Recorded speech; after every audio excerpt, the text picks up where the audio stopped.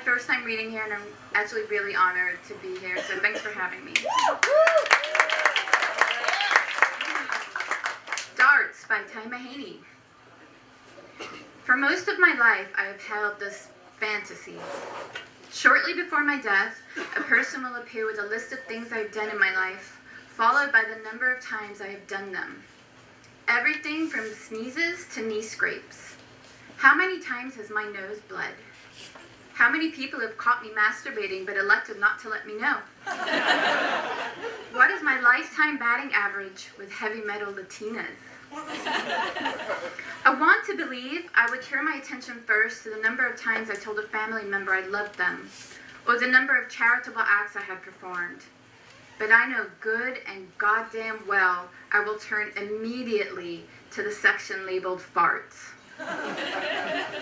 This fantasy is so embedded in me that even now as I type that last part, I became far too excited at the idea of finding out the exact number of farts I have delivered. And just as an aside, I am this author's wife, and it's a lot.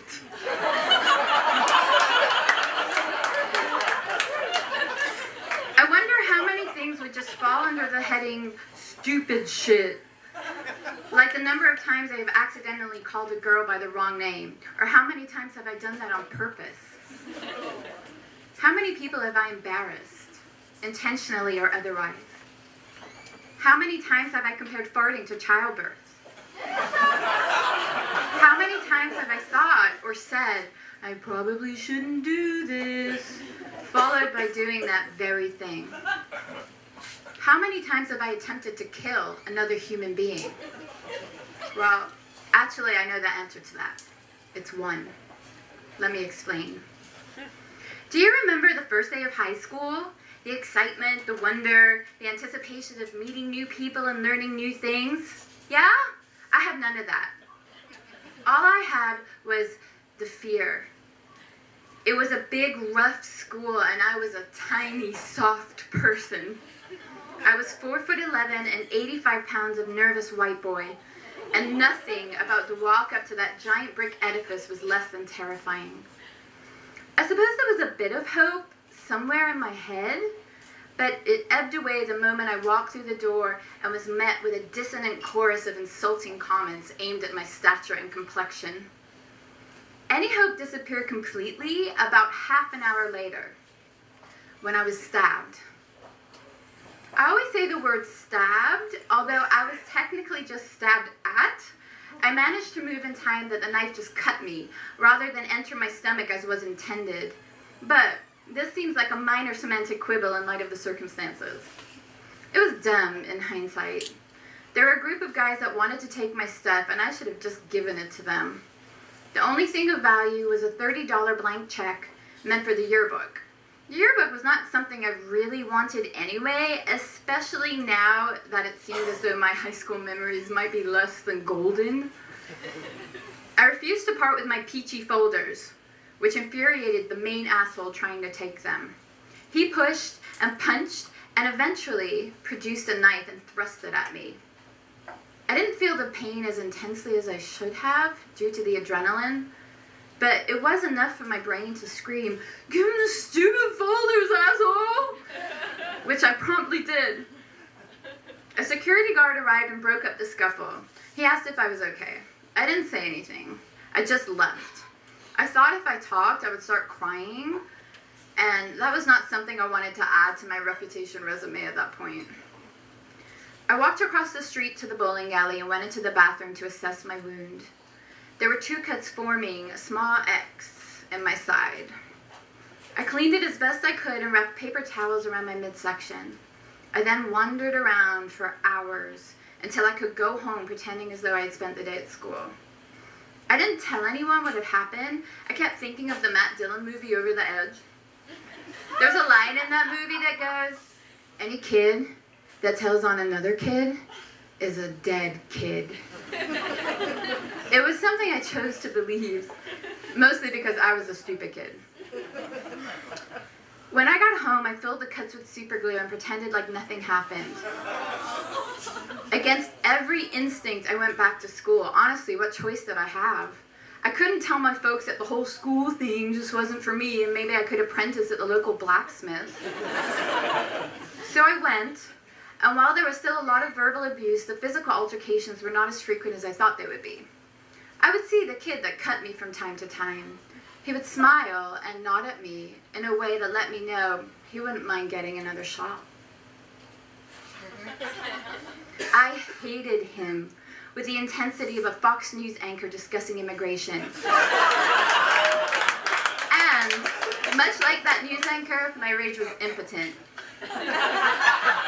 There was nothing I could do. He was way bigger than me and seemed to be related by blood to a large percentage of the school. A couple months later, while I was walking home, I saw him and some of his buddies walking ahead of me. I followed at a distance, hiding every now and again. One of the advantages to being small was that the world provided way more places to hide. Even fire hydrants or the random third grader would do the trick. After a few blocks, he split from the group and walked into his house. Now, I knew where he lived. I don't know why exactly, but at that moment, I began to plot his demise. I thought about this intensely for a few weeks, trying to decide what I was going to do. It filled a large percentage of my waking moments and was a giant fuck you to everyone who said I wasn't motivated. My fantasies were ridiculous in this regard. I remember one in particular involved a barbed wire noose. Yeah, I know that's fucked up, but I was scared and angry and probably had a hormone situation going on. In any case, I did not have a barbed wire noose. What I did have were two things. A blowgun my uncle gave me for Christmas, and the Anarchist Cookbook. How the latter came into my possession, I don't recall. I'm pretty sure it just appears in the life of boys with a certain mentality, somewhere around their 14th birthday. Regardless, I now had a plan. I was gonna kill this guy with a poison blow dart. How fucking romantic is that? I ended up mixing 3 or 4 different poisons together using different chemicals around the house, using recipes from the book. None of them were exact, of course, because I didn't have everything I needed to make even one. It was like when one of your goth friends is trying to do a spell, but they don't have access to Toad's Eye, so they throw in some peas.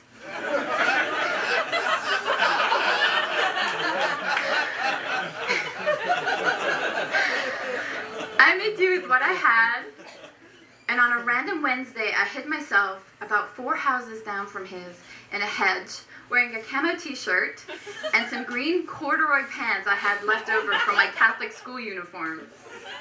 Obviously, the Catholicism didn't take, as I was about to break the shit out of the 5th commandment.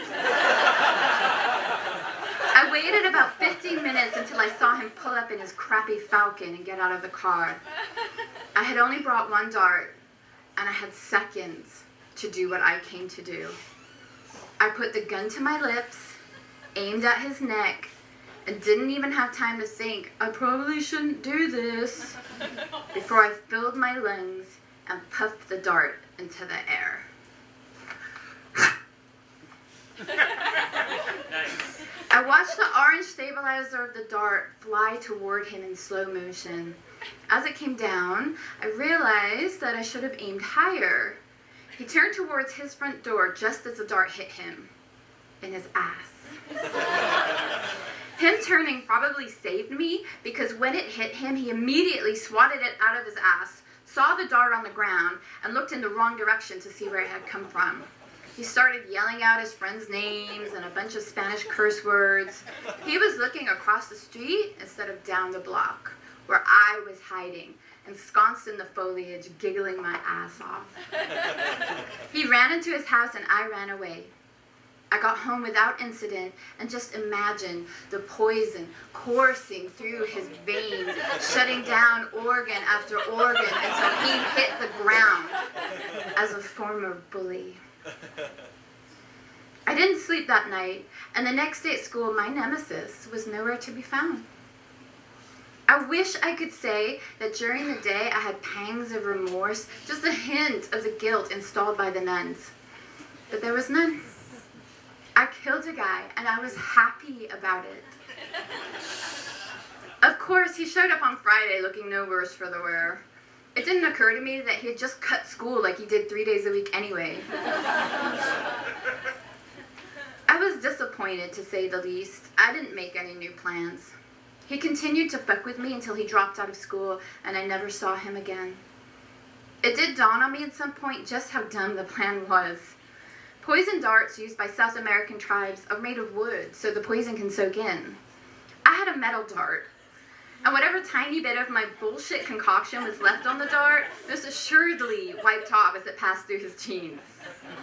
I like to rationalize that I probably realized this subconsciously, that I didn't really want to kill this guy, but that's not true. It's been 30 years since that happened, and there are times late at night where I still hope that he's dead. I probably shouldn't do that.